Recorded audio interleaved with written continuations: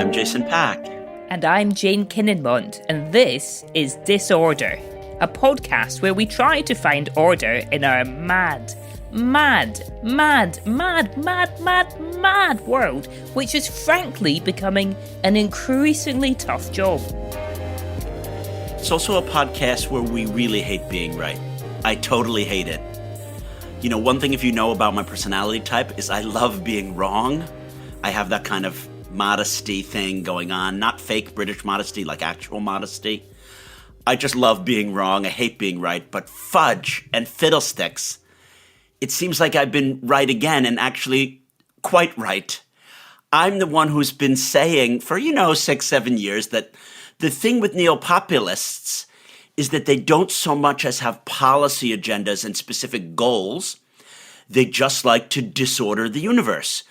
For example, by saying things like, why don't we fire 2 million federal government employees, not pick the ones that we don't need? Why don't we just say any of them can resign randomly?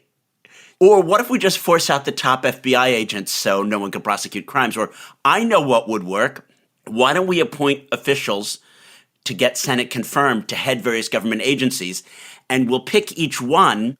Which agency does he hate and say doesn't function and will destroy, and then we'll appoint him to run that agency? Or if that wasn't enough disorder, what if we randomly proposed to the king of Jordan, hey, would you just take all the Palestinians? Like, we could just deport them to live in Jordan. That won't cause any dislocation in the region, will it? So, Jane, am I allowed to say on air, I told you so? Why, yes, Jason, you are. You have my permission. Although I also hate it when you are this right.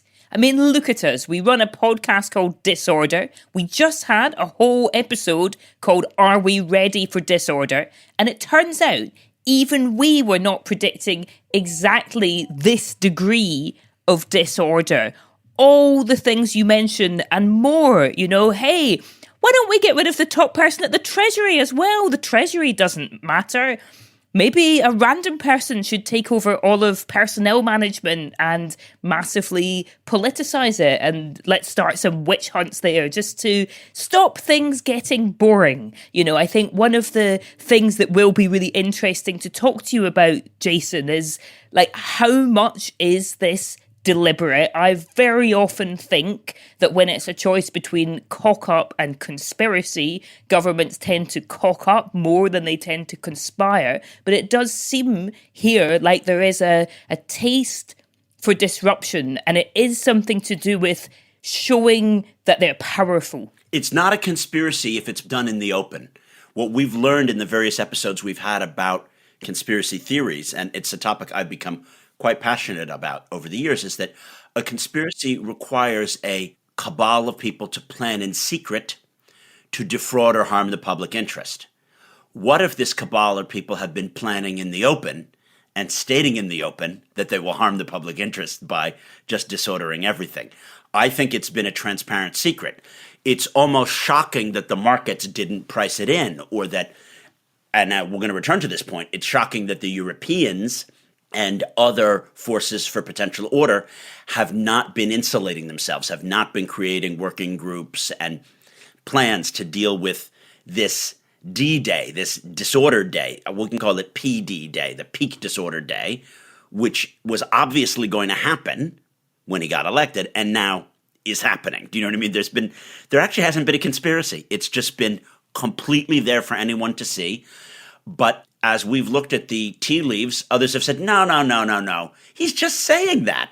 Right. And that's still a thing. Sometimes it is hard to tell, for example, with the conversations about maybe the US should absorb Canada and maybe Greenland should be part of the US. It is actually unclear how much of this is trolling, how much of it is a joke, how much is it just an idea, or could it be a real thing? So we're seeing European leaders who should be preoccupied with long-standing defence and security issues suddenly making big efforts to show loads of love for Denmark, just in case there might actually be a threat from the US against Denmark. And it's so far beyond what people thought about when they were trying to think about wild cards and black swans that no one knows what to make of it. I would argue that a lot of that is dead catting.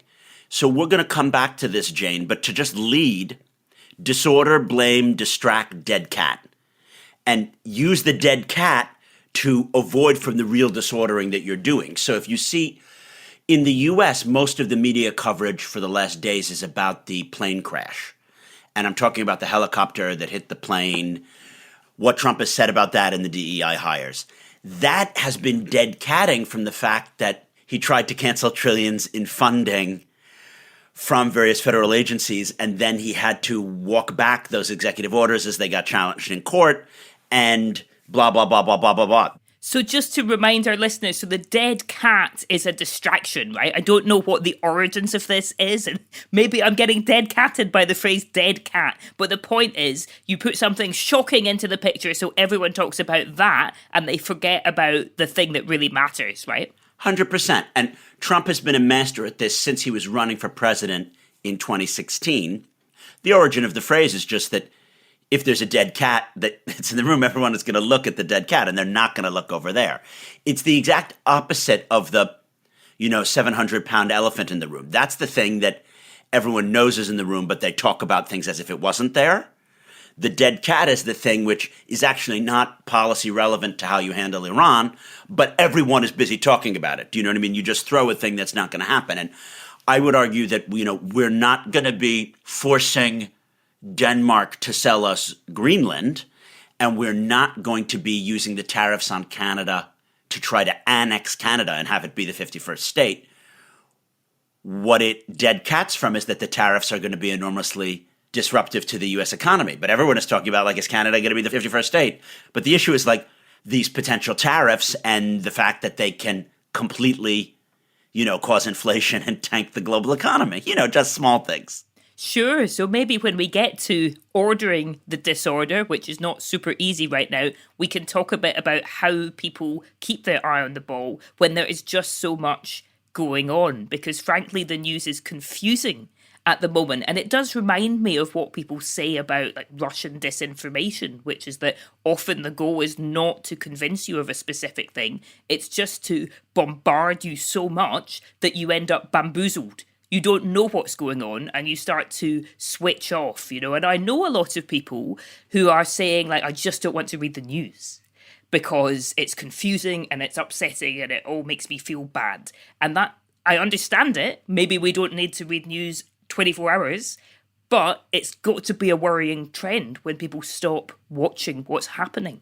And if you're not reading the news, you should follow the Disorder podcast and listen here because we try to condense things, make them a little bit funny. But this is a not so secret. Do you know what I mean? Steve Bannon famously said the way we're going to get our agenda done is by throwing so much shit into the zone that people can't follow all of we appointed a sexual assault guy to do this, and then we have someone who's woefully unqualified doing that, and then we're going to annex Greenland or whatever. And he said that that's the strategy. And now what I would argue is that these issues are at this point so complex and coming with so much rapidity, it's truly no longer possible for journalists to keep on top of them in a way where they can easily condense them and report them to the engaged segments of the American public. So how does this leave the situation for the rest of the public who are not engaged, for example, as I and you are, in formulating public policy and writing think tank papers? Do you know what I mean? If you're essentially just Joe Public who cares about the news, it's now too complicated. You've been dead-catted to death by Trump's complaints and counter-complaints and gripes and saying this about DEI, and you can't follow. I want to direct listeners to two pieces of news which I think do a good job of condensing these complicated issues. There's a CNN article, Inside 45 Hours of Chaos, The Brief Life and Quick Death of Trump's Federal Spending Freeze, and a recent episode of the 538 podcast called Trump's Federal Funding Fiasco. There are links to both in the show notes and the Substack. I struggle to follow these issues now, Jane. The quantity and the speed is just overwhelming, but I think one of the things I would spotlight is how personnel management, both the actual office of personnel management and the broader idea of the bureaucracy, has become this political football. And what do you then do, if you are working for the government? because suddenly political appointees are being thrust into top positions. People are expected to show political loyalty in ways that just hasn't been an issue before. If you're working for the government, do you try to resist some of these changes? Does that make you suspect now to the new overlords?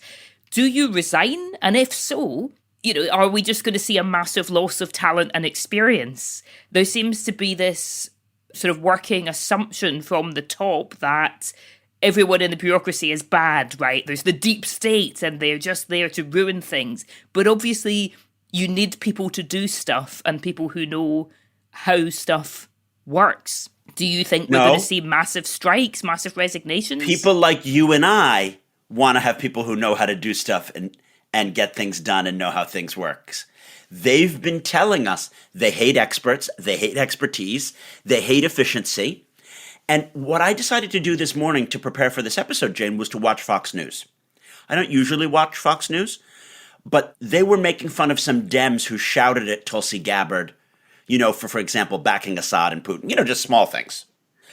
And they said, look at these Dems, they can't even contain themselves with civil decorum, which is a funny thing to attack the Democrats about, because Trump and all those guys, it's not just that they've, been convicted of sexual assault and whatever. They scream and shout and dead cat constantly and have no decorum. But they also said, you've got to support all of the picks of the agenda. You can't just let Gabbard go down. Like they had on a Republican fixer, and he said, some people are wanting to defect over Gabbard. But you take it as a list. You got to have Kash Patel. You got to have Gabbard. We got Hegseth through, because what they are is change makers. People have voted for a change and they want to change. And what I've seen is that that's the buzzword now. It's that the people have voted for change. We don't care if things get so much worse. They voted for change. And that, for a British audience, is going to have to harken back to Brexit. People understood the economy was going to contract. The pound was going to tank. Foreign holidays were going to get, 10 to 15% more expensive for Brits. But so what? The people voted for a change. We're delivering them a change. And we told them that it was a neo-populist pure disorder. Do you know what I mean? There's no economic policy for how we're going to have a better trade deal with India or Australia. We're literally just going to break things and see what happens. And that's how I read these personnel management things. In other words, if people are struggling to understand how the crash, the issues of impoundment, the things about the appointments, how does it all connect? It's merely an attempt in a non-conspiratorial way to break the federal government's ability to make coherent policy and to ruin the ways in which administrations and institutions function. But how much of a constituency is there really for this kind of super hectic, constant change? I mean, with Brexit, sure, people said that's what people voted for, but Brexit voters wanted a lot of different things. And before Brexit, when people made the forecasts about the bad effects on the economy, Brexit supporters said, this is Project Fear. It won't be so bad. It will be fine. And then what we actually had, of course, was that we had a coincidence of contemporaneous catastrophes, if you like, that because we had COVID and the lockdowns and everything, the effect of Brexit feeding through was kind of masked because everything was not working. So there's still uncertainty about, what did this one thing do when wider chaos had ensued? But presumably, most people do want stuff to function. They want air traffic control to be working okay, for example. I fear that enough people don't want that. They've been told the whole thing is such a mess. You have to burn it down completely. So you don't like that there's one or two lines in the civics course that your kids get taught about transgender. Great. They shouldn't get taught anything about civics. You don't like that the history books make a few comments about 1968 in a positive way. Great. Abolish history. Do you know what I mean? We should just have them all homeschooled and just don't teach history.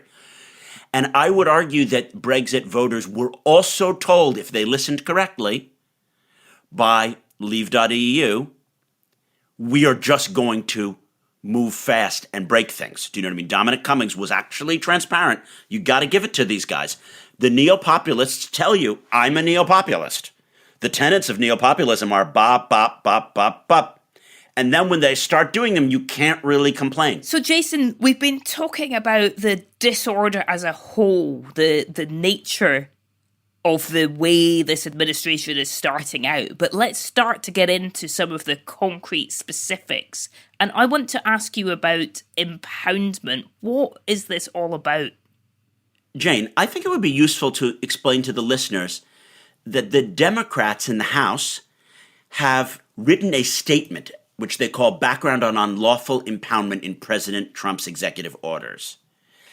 And it defines these terms that might help people. Impoundment, i.e. the unilateral action taken by the executive branch to delay or cancel appropriations enacted into law, has always been unlawful. As our fact sheet lays out, the Government Accountability Office, the GAO, the Department of Justice, and the Supreme Court of the United States have all disavowed the notion of some inherent presidential power to impound, as some in Trump's orbit have tried to argue without legal or textual basis. The point here being is Trump is trying to overturn the way the Constitution works, which is the delegation of powers and checks and balances between the executive branch, the legislative branch, and the judicial branch. So the meaning of it is there is a Trumpian attempt to break the federal government. You would break it by impounding its funding, by giving executive orders that say, we can't spend on this. We don't care that Congress has spent on this. We are impounding it. This, to my mind, would turn America into either an autocracy or a parliamentary democracy with a sovereign parliament. That's what these guys are trying to do, the Republicans right now. They're literally trying to change our method of government. And with all these dead cats, people are missing that the absolute core of all the issues is this debate over impoundment. That's fascinating. I had no idea of the significance of that centralization effort to get more and more power basically into the hands of the president, even though the underlying logic of that is familiar from so many regimes, but the specifics of how impoundment works in the US was not familiar to me, so definitely one I'm going to put the Democrat ranking members' remarks and the fact sheet that they've given. I'll put these in the show notes for people. Again, my high-level take is that it would be easier for people to understand if the reason that they were centralizing presidential power and trying to do impoundment was for a specific goal, say, conquering Canada. But that's actually not the goal. The only real goal is to break the federal government and disorder the globe and make the economy not work. And that confuses people. But Jason, I thought they just wanted to stop using your money to send condoms to Hamas. It's very interesting. I would love to know what percentage of my tax dollars are for condoms which are sent to Hamas. I would be very happy to have that money back, but I have a feeling that is rather negligible in terms of what the government waste might be. Your 0 cents will be with you very soon, Jason. But for those of us that are outside the US, just one of the obvious impacts of all of this is the sense that the US is going to be pretty consumed with internal politics and with important wrangling and fights over the future of the Constitution, the division of powers, all of these things. And meanwhile, the rest of the world has been working with this system where, whether you like it or not, the US has had this big global role. So sitting in Europe, foreign policy experts, as they've been thinking about Trump coming in, they've been asking, what is he going to do about Ukraine? What is he going to do about Gaza? Is there an opportunity for a big Middle East deal that might take in Iran's nuclear program? Will he go back to talking with North Korea? And what will happen with great power competition, as it's often called, with Russia and China? And what Europeans saw from day one was, hey, we weren't really mentioned. And interestingly, that a lot of the immediate focus was on the backyard, was on deportations, military planes returning migrants. But it does all have a significance, even if Europeans feel pretty divorced from Latin America. I was talking this week to a very senior retired diplomat, a former head of an international organization, and he was saying, I was so disappointed that Colombia just gave in. Not because of the issues between the US and Colombia, but because this is going to be an early lesson that bullying will get people to kowtow. So one of the debates across all these different issues really is, how do leaders work with this sort of very thin-skinned leadership that is willing to use all sorts of tools to put pressure on people? Some would say you can't just lie down and do what they want or they'll do it more, but also that's scary for people. So how should the rest of the world deal with having such a different face of America? Well, you've got to stand up to a bully. If you cave in, he'll keep going. I mean, that's why appeasement doesn't work. And Trump is not Hitler, and tariffs are not invading the Sudetenland, but there are certain parallels here. You can't just back down. It's becoming quite clear that the tariffs that he is announcing will come into being on February 1st. And for full disclosure, listeners, we're recording on the afternoon of Friday, the 31st of January. So the tariffs are not in play yet, and the episode won't air till Tuesday. We don't know if the tariffs will actually come into being against Mexico or Canada, but Trump is threatening them.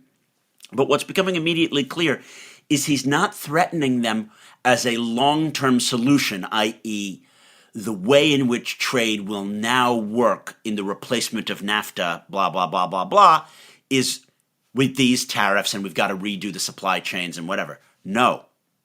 What he's trying to do is harm the Canadian and Mexican economies, bring them to their knees, exert leverage, and then claw back value for American producers, as it were, to get a better deal, quote unquote, for America.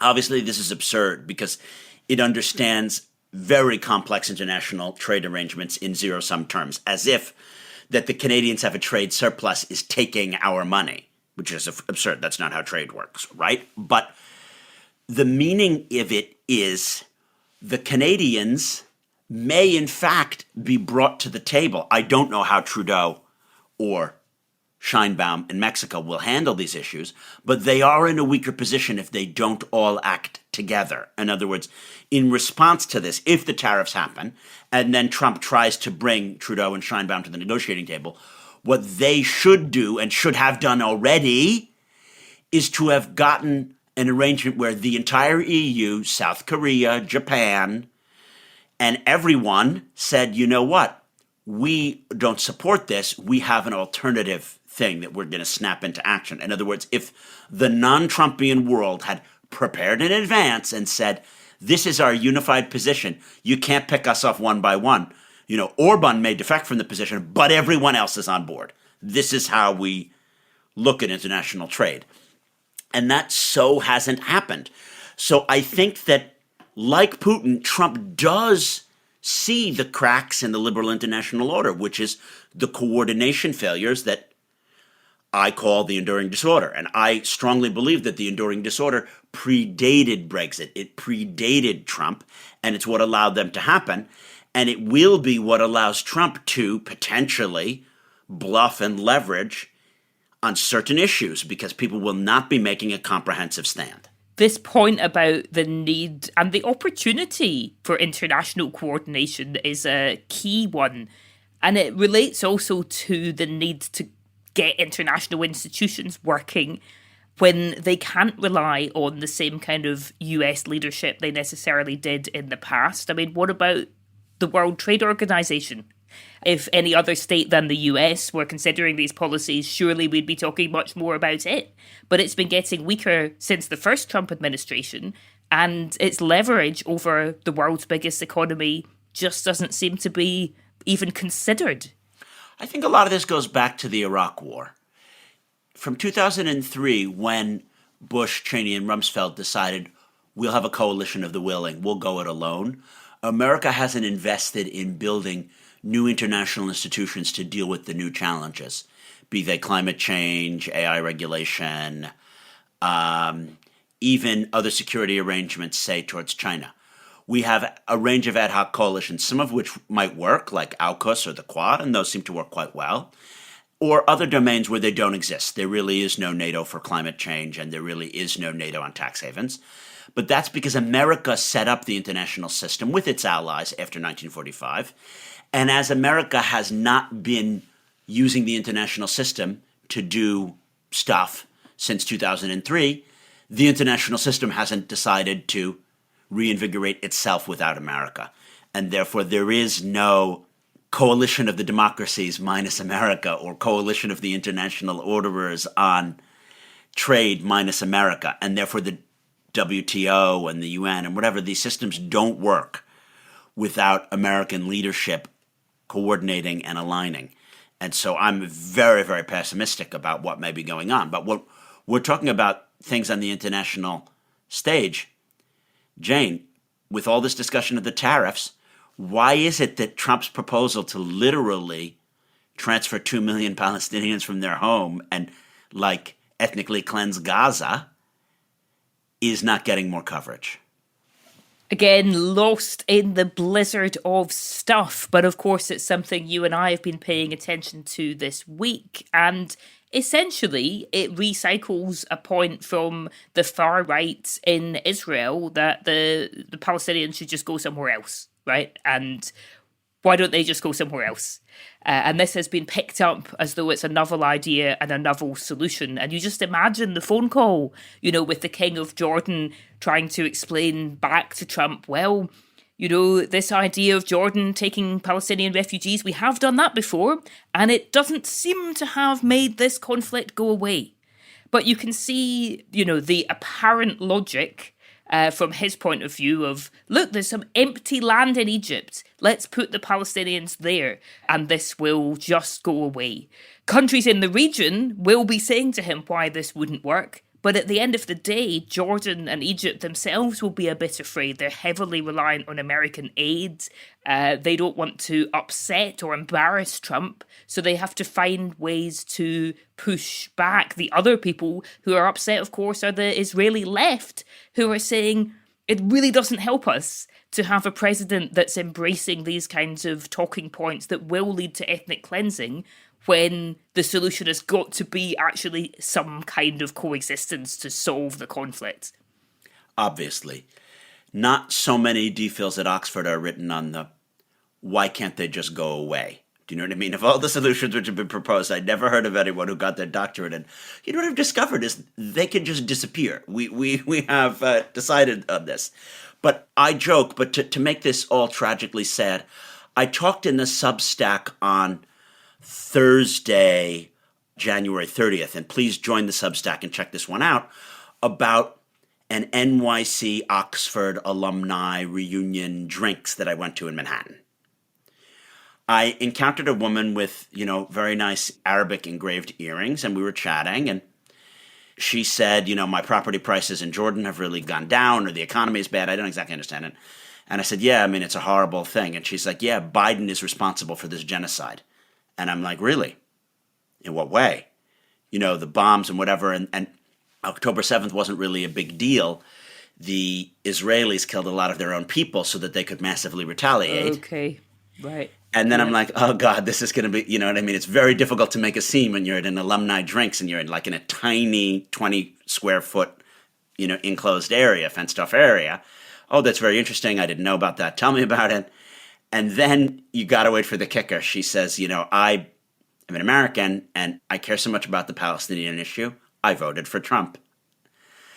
And I was like, oh no, I had a feeling that she might say that. Do you know what I mean? Because she's not alone.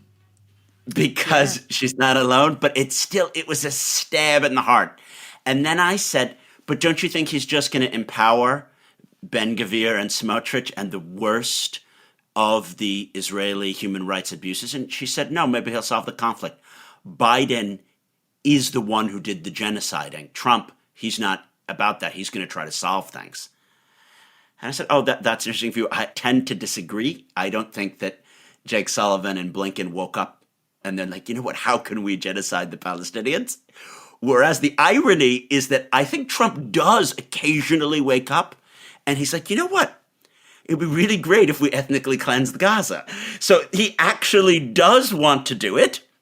And yet you and I are going to have to interact. And this is what makes it so weird, is with Oxford grads who work in the human development and human rights space and, speak 6 languages perfectly, who believe that Trump is the solution here and that everything should be blamed on Biden and the Democrats. I cannot understand why people's memories are so short. I can understand the criticisms of Biden for sure, but it is only 5 years this month, it was 2020, when Trump unveiled this so-called deal of the century, where he proposed to solve the Israeli-Palestinian conflict in a way that meant that the Palestinians broke off diplomatic relations with the US, because he had proposals such as, well, Jerusalem's just going to go with Israel, Sorry, Palestinians, or not sorry. There wasn't a sorry in there, actually. So people don't have to look back very far to see what the kind of instincts of the Trump administration are likely to be. I think he did get credit for pushing the hostage and ceasefire deal over the line, but that doesn't translate into a commitment to an agreement or to peace building. It has much more to do with creating a short-term good news story. Not to underestimate how important it is, but it doesn't necessarily lead to something sustainable. What I want to know then is, what are the implications of his proposing this with the King of Jordan? Obviously, the King of Jordan isn't going to facilitate this. It's not going to happen. But is there a world now in which, with so much dead catting and so much, I prefer to break it rather than fix it, that because he actually doesn't care to fix anything in the Middle East, he will try to really break it by some kind of ethnic cleansing? Is that possible, Jane? Almost anything is possible. And I would look to Egypt as well, because Egypt is a much larger country. It would be easier to look at Egypt and see it as having the potential to absorb more people, although obviously its economy is precarious and they must be quite worried about political stability, having seen that Assad wasn't as safe as they thought. But that's another story. But I think it is a possibility. I think one of the red lines that the Biden administration did maintain previously was that Palestinians shouldn't be made refugees en masse. And at the same time, that also probably meant that people died who would have escaped if they could. So it may be a hard line to maintain, but it just needs to be remembered that it does not make the conflict go away. The refugee issue has been there for decades, and it doesn't stop the problem. So what next? What is likely to happen next? Are they going to bomb Iran? Is there going to be a transferist, Kahanist approach? So right now, it seems like bombing Iran is not on the table. It seems like the Trump administration has an interest in exploring some kind of diplomacy short of that. And I spoke to a very good Israeli expert on Iran just last week, who was saying basically, if Iran did make the huge step of nuclear breakout, or Israel thought it was about to, then Israel would bomb. But that short of that, they're not going to do anything. They don't think they have the backing of the US to do that, and that will be the most important thing for Netanyahu to consider. But this analyst was also saying Netanyahu may be forced to choose between the far right in Israel and Trump. So that's going to be tough for him. But I think we will see, more problems in the West Bank. We have seen the Trump administration reverse the sanctions on some of the violent settlers in the West Bank that the Biden administration had put on there. And Jerusalem is still a tinderbox.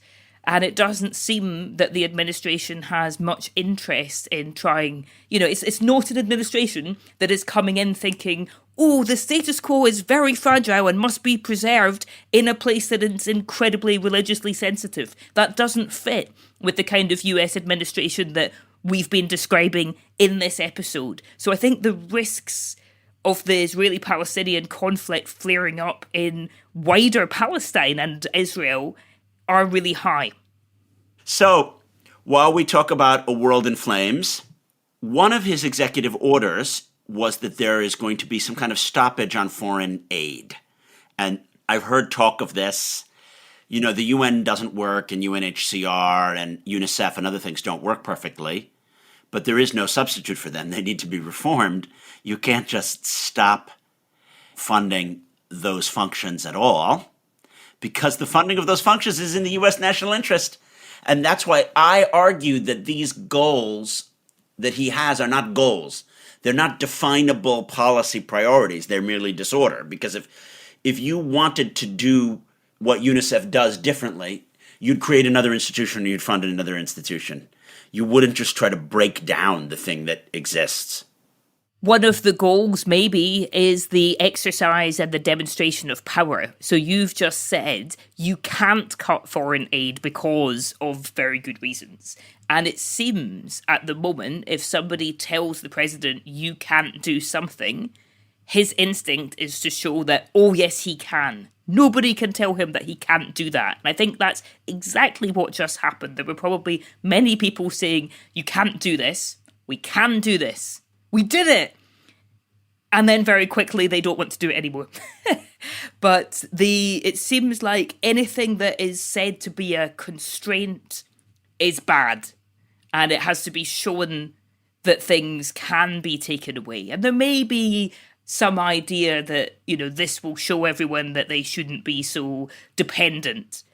But it also shows the US to be not reliable in the way that people thought. And it just has kept coming into my mind. What would Americans be saying if China had done this?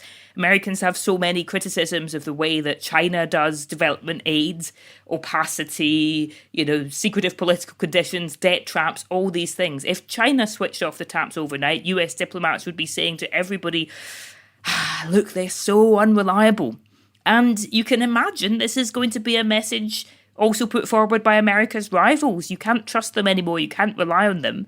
And people who can will need to diversify where they get their aid from, which means many entry points for new actors who do think aid is not actually there for pure altruism, but is there to cement power and influence a lot of the time, even if it's doing it in a more benign way than simply exercising military power. Of course, all of these policies strengthen our adversaries and hurt the orderers of the world. This is extremely clear. However, I do think that there are some opportunities amidst all this chaos and peak disorder where orderers can band together and try to order the disorder.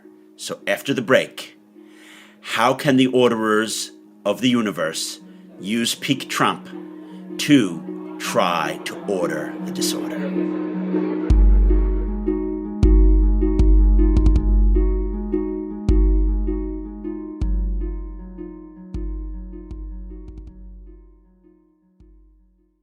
You've maxed out your 401k, you're contributing to an IRA, and making some other investments. Where do you go from here? Get a fresh perspective from an agent with the backing of New York Life. Insurance, retirement, and more. Visit NYL.com. So, Jason, we really have not given ourselves an easy task this week in trying to order this level of disorder, because this is in a context where there is more disorder to come, right? It is not getting better quickly. And not only that, I think it's critical to point out it's on purpose. I think many people on the right and on the left will say, he's evil, he just wants to enrich Musk and to, conquer Greenland. They don't think incorrectly. He's told us the project is to disorder America and make the federal government not able to function. And we're here telling you, please listen to the man when he speaks. Like psychologists frequently say, when someone tells you something about themselves, even if it's difficult to believe, you have to trust your eyes and your ears. You may want them to be different, but if they show you that this is how they are, you have to accept that's how they are. There's going to be copycats as well, because while this is still working well for Trump, while he's become the second time election winner and while he's exercising power like this around the world, it gives plenty of oxygen to neo-populists around the world, including here in Europe. And of course, some of them are also being given a helping hand by Elon Musk. So we're going to see a ripple effect of others thinking, hey, this is a pretty effective way to do politics. So what should everybody else do? What should the rest of the world do in response? And, you know, I think you and I agree that it can't simply be trying to dissociate and sort of give up on politics, but rather to think this is not going to go well and every action needs to have some kind of reaction. And it is a time to be pushing for international cooperation and coordination to work better, not to tear everything up in a dramatic way for the sake of entertainment, but to try to make things work better. So your comment earlier about leaders getting together to try to defend trade agreements and say tariffs will hurt us all is one example. There needs to be much more done to assert that the rest of the world, which is the majority of the world, doesn't want to see things done in quite this way. At this point, it's very challenging for any given economy or political entity to decouple from the American economy. The American tech ecosystem, the NASDAQ, the New York Stock Exchange, the money-raising capacity of America. The global economy lives on these things. The SWIFT system, which is controlled by America, the global economy, has it as its veins. You know, the lifeblood of the global economy flows through the SWIFT system. Therefore, it is a fact that when America sneezes, the world catches a cold. And when America deliberately disorders, the rest of the world will find itself in abject chaos. So this leads to the question, what can European economies possibly do to shelter their currencies, their manufacturing sectors, from the chaos that is headed their way? I'm going to be pretty pessimistic and say in the short term, nothing. They should have prepared long ago. There has been 4 years where people has known that this is coming down the pipeline. There's certainly been 18 months since it was clear, since the midterms, that Biden wasn't going to step down in the right moment and that he was going to run and that he wasn't going to be behind bars. They could have friendshored to isolate themselves from this stuff. They could have made a pan-European pact of how to stand up to, for example, Trumpian policies to deregulate AI or Trumpian policies on the Palestinians or Trumpian policies on tariffs. What do you know? There isn't a Canadian, Mexican, EU, South Korean, Japanese unified view on a free trade agreement to put into being if Trump slaps tariffs on China, Mexico, EU, Canada. There has been forever to do this. So all I can say is it is better late than never. A stitch in time would have staved 9, and we are in a tremendous jam. The orderers in the world have been caught completely with their pants down.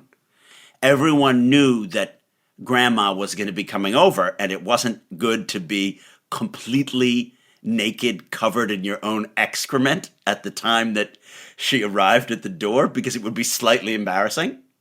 But she's knocked, she's rang, she's in the house, and all the kids are now running around completely naked, covered in their own excrement.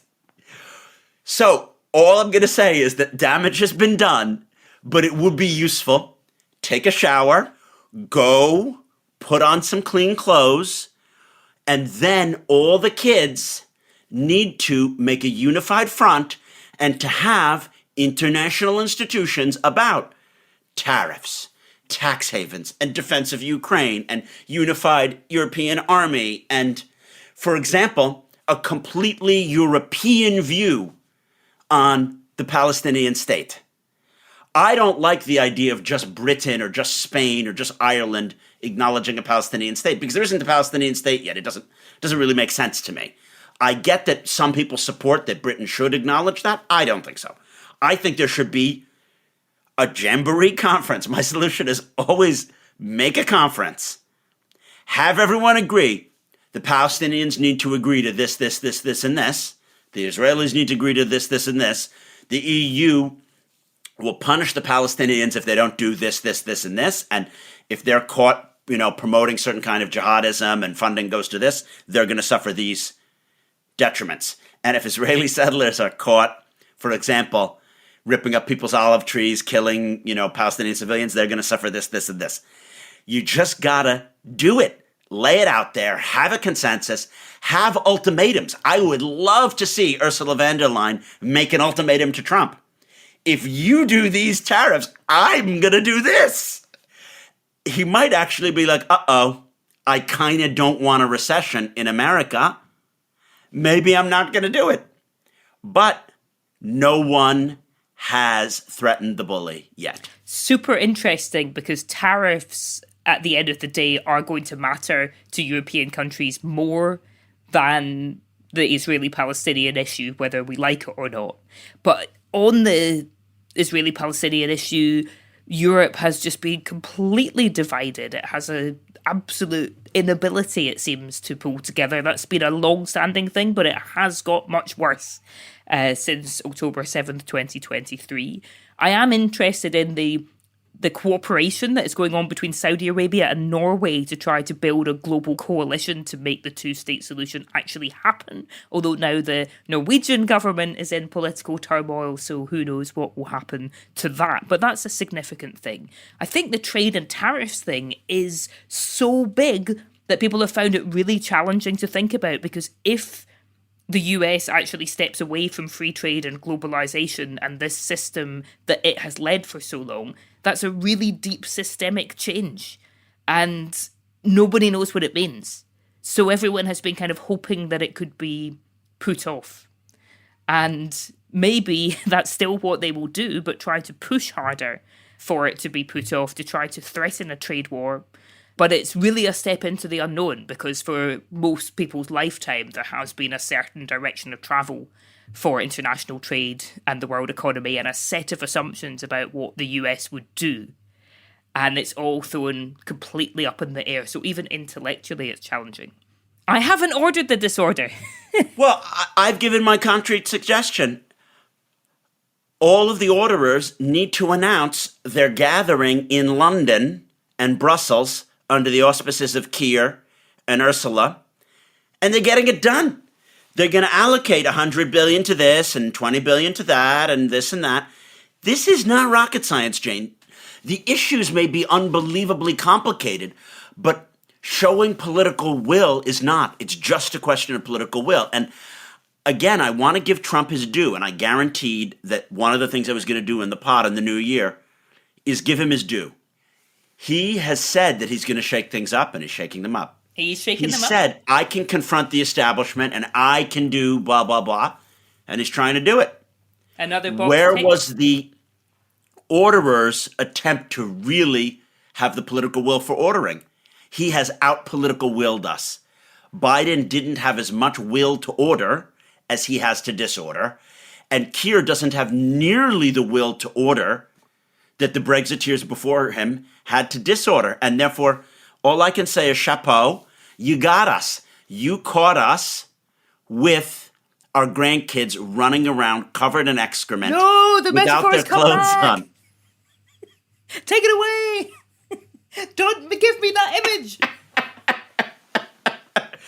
He exposed us. We, the orderers, have been bloviating on podcasts, and our leaders have not been ordering the disorder. He got us. So that is more than enough of disgusting images from me, Jane, for this week. Phew. We are going to be back in your feeds directly on Thursday with an episode that you have recorded about corruption and political financing in the UK. Jane, can you tell us a little bit about that? I really enjoyed that. This is a chat with Peter Gagan, an investigative journalist and an expert in corruption, especially money going into politics. And so he talks to us about why the UK has become more vulnerable to this, with more dodgy money coming into British politics, what we can learn from elsewhere, what's going on in the US as well. And he finishes with 3 words of advice that he'd give Keir Starmer. I won't tell you what they are. You have to listen, and it's worth it. Love the teaser. If you want to help order the disorder, listen to Jane on Thursday. Tap follow right now so you'll be notified when every episode launches, and that will be directly in your feed for Thursday. And you can read more about today's disorderly topic by subscribing to our Substack. Our producer is the one, the only, the mega auditor-in-chief, George McDonough. If only the world leaders had their version of this Welsh super genius to be ordering policy, trade, defense, we would be in a better position. But I'm the one who has George McDonough. Our executive producer is Neil Fern. Thanks for listening, and we genuinely really hope, against hope, that you can have an orderly week.